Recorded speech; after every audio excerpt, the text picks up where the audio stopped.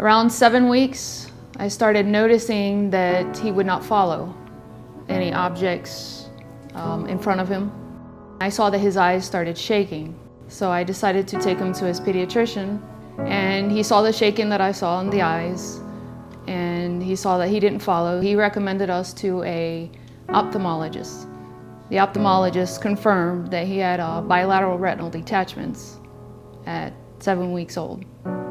He had his first surgery at 8 weeks old in Miami. You know, I like sports.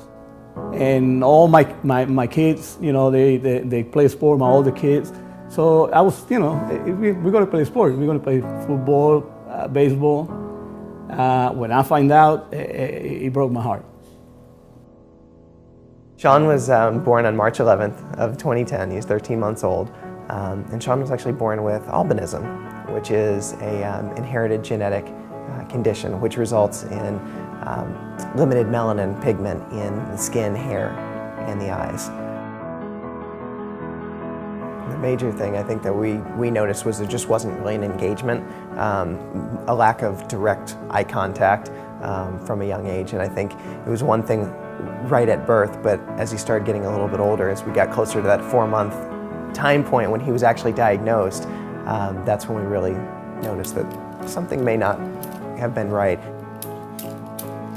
Grace was born about 6 weeks early, and we knew that in utero, we knew that Grace had not fully developed hands or feet, and so when she was born, we expected that, but when she was 4 days old, we found out that she had underdeveloped and cystic kidneys and was actually in stage 4 renal failure. Her nephrologist told us that she had a 50-50 chance to live to her first birthday.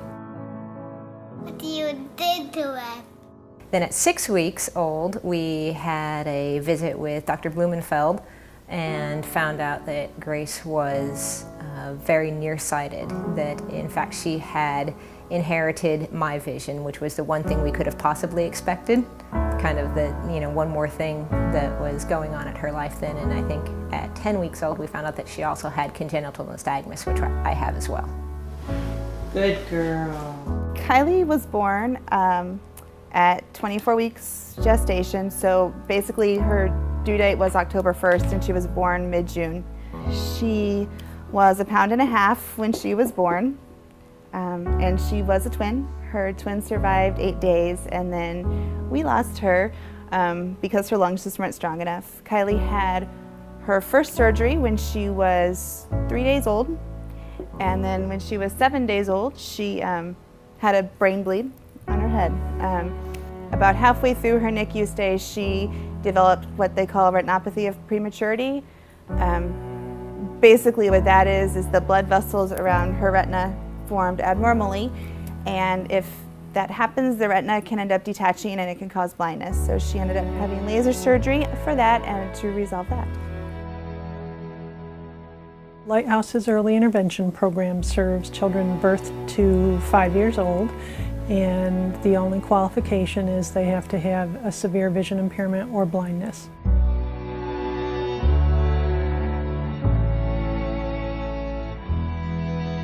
One of the first ways that parents bond with their children is mommy holding the baby when they're being fed, or daddy giving the baby a bath, and that eye contact and all the silly noises that you make and the games that you play.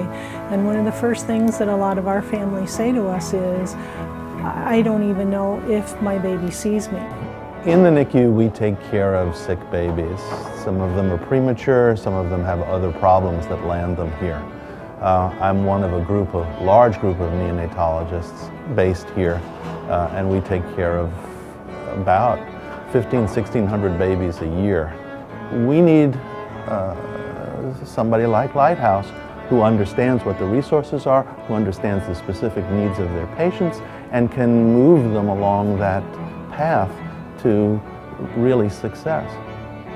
As a parent, that's the whole crux of the issue, right, is the fear of the unknown. And so you get this diagnosis and you just don't really have any sense as to what this means in the long term. It's interesting, in just the year or so since he's been diagnosed, what a different perspective we have on it now. But we just weren't aware of any other children or adults As we become more included and more aware of the community of folks who live with low vision or blindness, I think we have so much more hope for Sean. But in the beginning, it was just a scary diagnosis because you didn't know what you didn't know.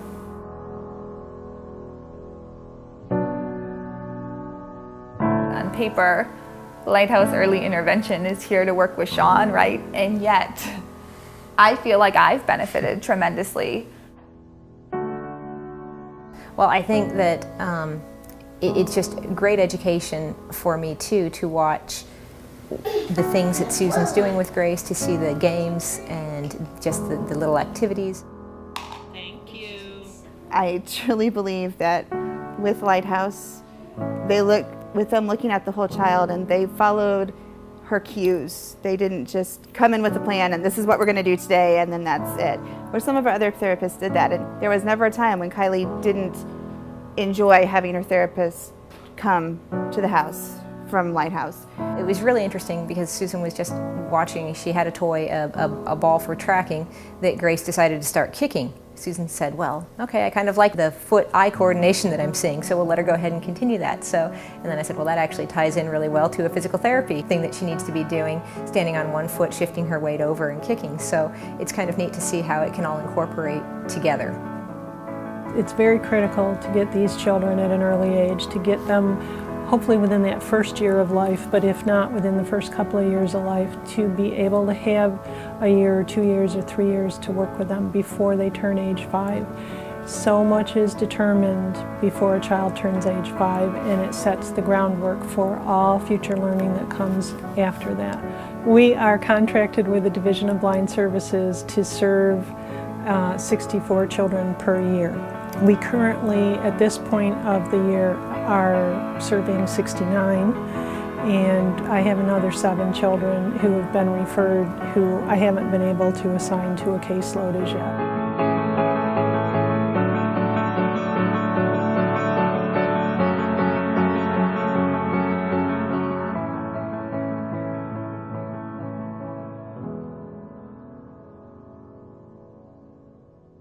All of the sources of funding that we've had in the past have experienced cuts. Some of them are still there, but they're there in smaller amounts, and the cost of serving the children hasn't gone away. It's still there at the same rate or higher, and so it's just become extremely challenging to be able to find the dollars to serve the children. If there was no Lighthouse in Central Florida, really our patients would be left wondering where they could go, and frankly, I'd have a hard time directing them. There's a tremendous number of people that have visual loss, and maybe we didn't realize that until we had Sean and we found out about Sean's condition. But now that we're so much more educated and we've met a lot of other families, you really do, it's comforting to know that you're not alone. But also it's scary in that there's a tremendous amount of people that would be without support and services if funding didn't continue.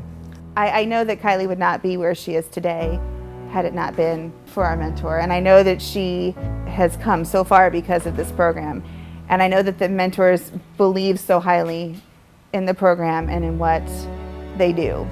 Francisco is currently in a, very proud to say, kindergarten general ed classroom. He's no longer in an ESC program.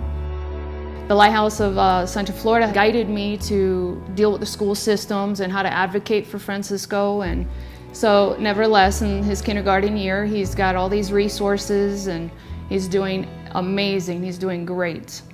The Lighthouse of Central Florida definitely saved Francisco's life.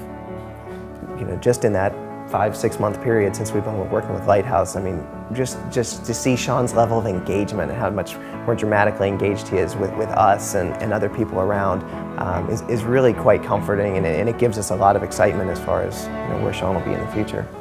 Man, what a great feeling that your child doesn't have to feel that they are unsuccessful or that they can't do anything, because Grace will face many challenges in her life, and I want her to always know that she can overcome anything she wants to, and that she will be able to achieve, and that there are services out there like Lighthouse of Central Florida that are going to help that happen.